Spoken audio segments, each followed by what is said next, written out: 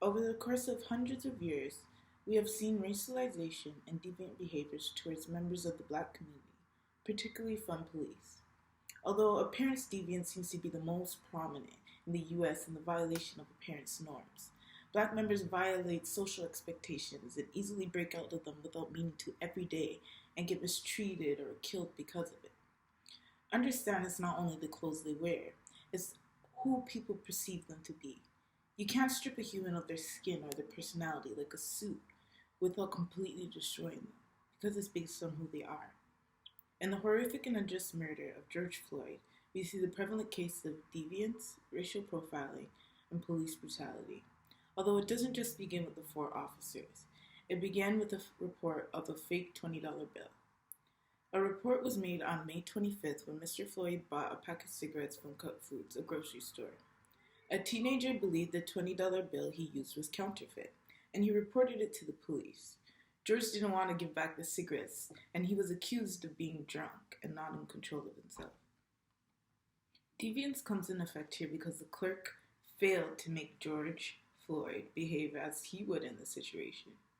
Originally, two officers arrived at the scene. This is where Thomas Lane pulled out a gun and ordered Mr. Floyd to show his hands. Institutionalized racism allows it to be a common practice for officers to draw their gun on unarmed citizens. A man who had no gun or weapon, nor was committing a violent crime. It was when officers tried to put Mr. Floyd in their squad car and struggled, Mr. Floyd stiffened up and fell to the ground and told officers he was claustrophobic. Mr. Chavin arrived to the scene. He and other officers still persisted to try and put him in the police car. During this attempt, Mr. Chavin pulled out Floyd from the passenger side, causing him to fall on the ground, where he laid there, face down, still in handcuffs. Postmodernists look at critical race theory, themes of domination, and argues that racism is enriched in our social and legal institutions. It's illustrated in police tendency to arrest racialized minorities and the court's tendency to imprison and execute them. Imprison indigenous women in the shadow of colonial patriarchy. It speaks on the growing rates of imprisonment affecting the indigenous women and how specific groups are the targets regarding punishment of offenders. Speaking on the pressing issue of growing rates of imprisonment of indigenous women in Australia, the system is unfair and giving power to those who are privileged. No voice is being put out there for indigenous community and their suffering. On the other hand, non-indigenous people are nearly not as high. They argue that the steady rise of indigenous people, particularly women, who are imprisoned is neither coincidental or logical for crime. It is a product or state control of colonial patriarchy. The state gains a foothold in the lives of indigenous women through welfare, often seeking to take away their children, to perpetuate the cycle of crime within the next generation. We see the same thing time and time again with black communities. Mr. Floyd was restrained by officers while Mr. Chavin placed his left knee between his head and his neck. "I can't breathe," Mr. Floyd said repeatedly, and pleaded and begged, a phrase that has been repeatedly used throughout confrontations with police. For 8 minutes and 46 seconds, Mr. Chavin kept his knee on Mr. Floyd's neck. Through the concept of other, normally used by feminists, the same way through eyes of men, women are used as the opposition or the other. This is the same way racialized groups like black people are seen by white males as the other. Here we encounter concepts of masculinity, where men assert their dominance through cultural practices and force white European males to question their power and control, and that caused backlash against racialized groups and the defining of the other.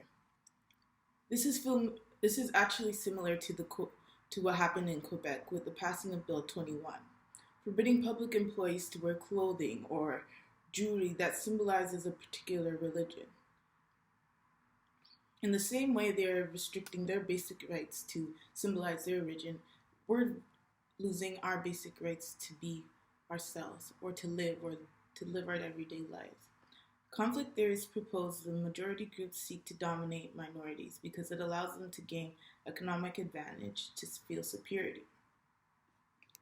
Measuring food deserts in New York's low-income neighborhoods study aims to better understand the role of environment in health by studying food resources and the outcomes of rich and poor New York.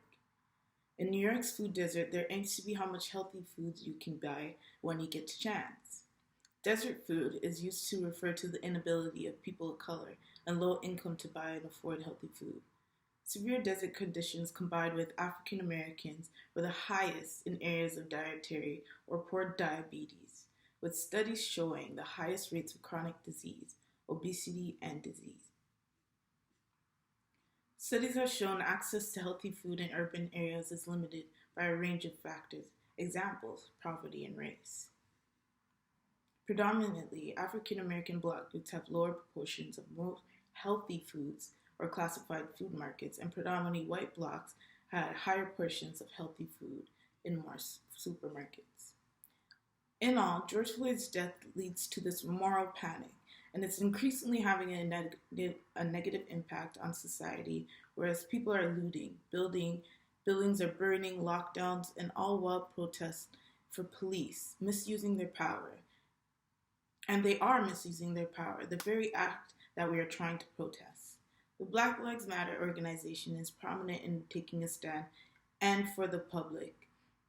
They post awareness videos and stand and march with the people, despite the media and the injustice and brutality from the police.